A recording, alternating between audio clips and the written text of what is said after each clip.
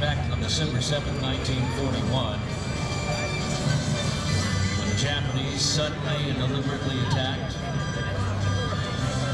the United States Navy and our armed forces there at Pearl Harbor. It was a punch that came in on a Sunday morning that we have never forgotten, much like that morning of September the 11th, 2001. Well, ladies and gentlemen, there were 80 brave men and all of their crew members who decided that they would return that punch.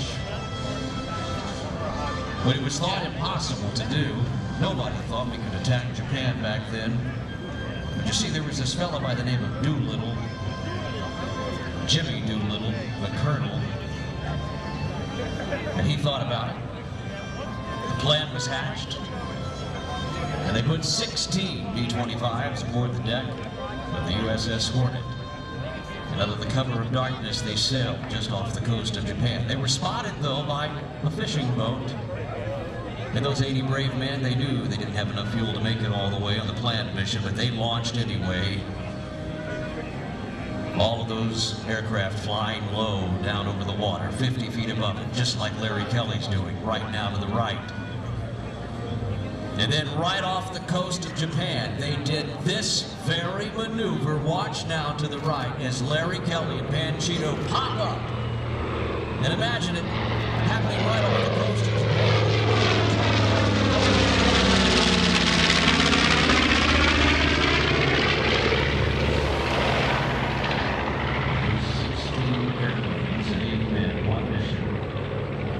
Back at Pearl Harbor, they launched 300 miles off Japan. That was where they thought they were going to launch. And instead, that day after the map was figured out, it was 650 miles south. So they flew. They bombed their targets, and then they flew all the way to China. That was the plan, but they couldn't make the original airfields, not after taking off that far off the coast. When you talk to those men, all of whom are dead now, the Doolittle Tokyo Raiders, they'll tell you the scariest thing, in the words of Jimmy Doolittle's co-pilot, Dick Cole, last Friday. He said, "Man, I looked down that air,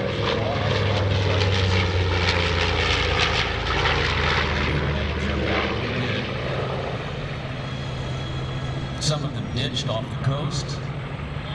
Ted Lawson comes to mind when you hear his story. They made a book about it. He wrote it, 30 Seconds Over Tokyo, then a movie came out. These American heroes, the Doolittle Raiders, the last of whom we lost just last year. Hard to believe their story. But you know something, folks? We stand on the shoulders of these brave men. Now I want to see a show of hands this fine Sunday. How many of you have a World War II vet in your family? Let's just see a show of hands. Look around. Someone who served in World War II. Do you know their history? Do you know where they served? Have you told your kids? Have you told your grandchildren? All of the Doolittle Raiders are dead, but they have to die again if we don't keep telling those stories. Let's not let those stories be forgotten. As Larry Kelley picks us up.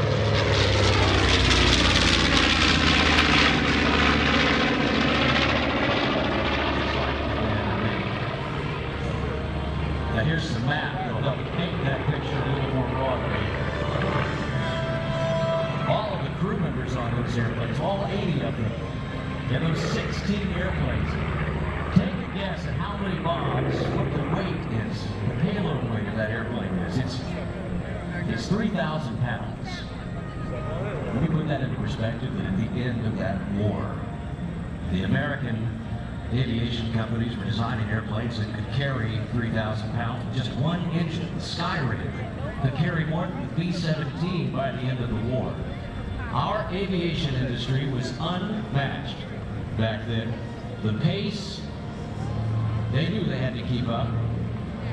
The World War II vets, the greatest generation, as they are called, are the shoulders of whom we stand on today.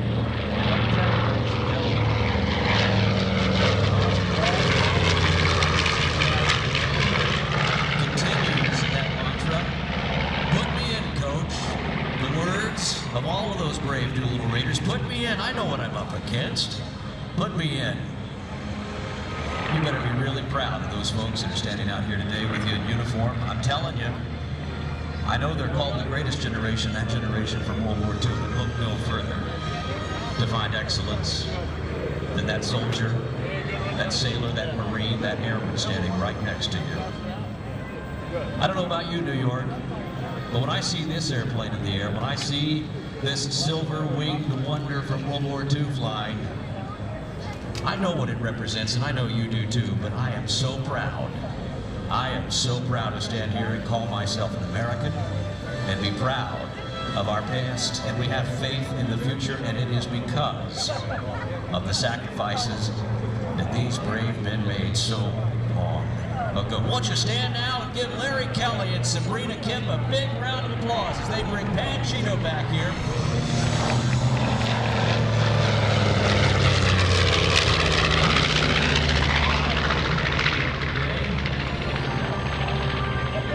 Provided you have a Visa or a MasterCard or an old-fashioned pound of cash, it's a donation that goes to keep this airplane in the air. The Delaware Aviation Museum Foundation and B-25 Flight School. Panchito still serving his country. This is the final exam if you will for Navy Test Pilot School down there in Pax River. Larry and his crew take that airplane out there and they fly. All of those test pilots out there at NAS Pax River's Test Pilot School, they have to do 3 landings and 3 takeoffs. So Panchito still serving our country right here at Airshow, and still at home in NAS Pax River. Check out this banana basket we're calling it Airshow. It's so called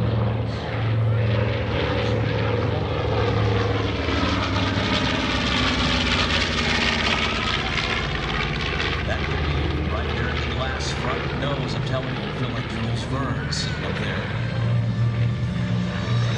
What an amazing experience to fly on that airplane.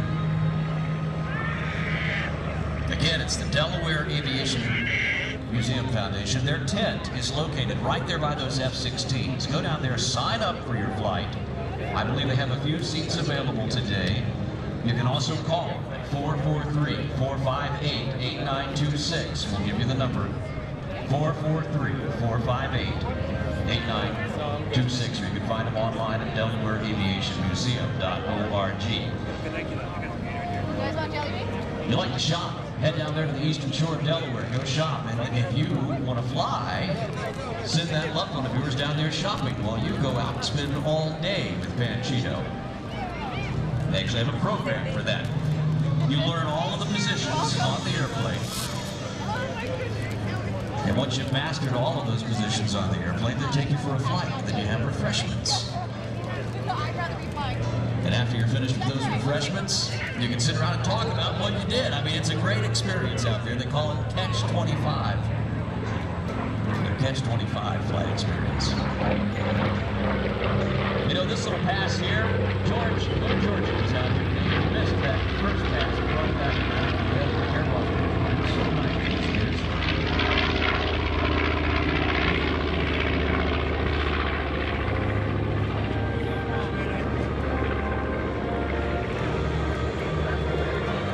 I'll tell you, Jay Rabbit, when you watch Larry Kelley fly Panchito, I can't help but think of how he started out. A lot of kids out here today, they see these big airplanes flying, they have no idea how you get to own an airplane like that. Larry started out in the pizza business. Did you know this?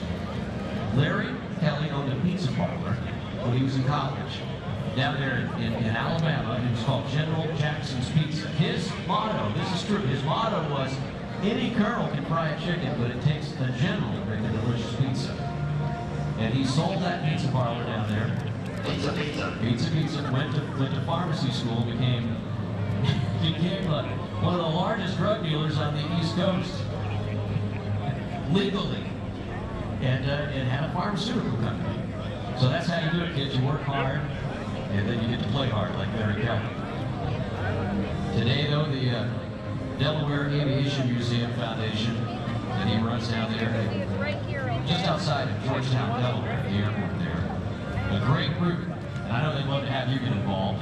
Okay. So go down there and see him with the tent, take your picture, and here he is on final approach. Watch this. They're going to set that airplane down like an old maid crawling into a soft feather bed. A little butter on the biscuits, the tires roll on nicely. Each of those tires, somewhere around $10,000. There's only one company left that makes them that has the molds.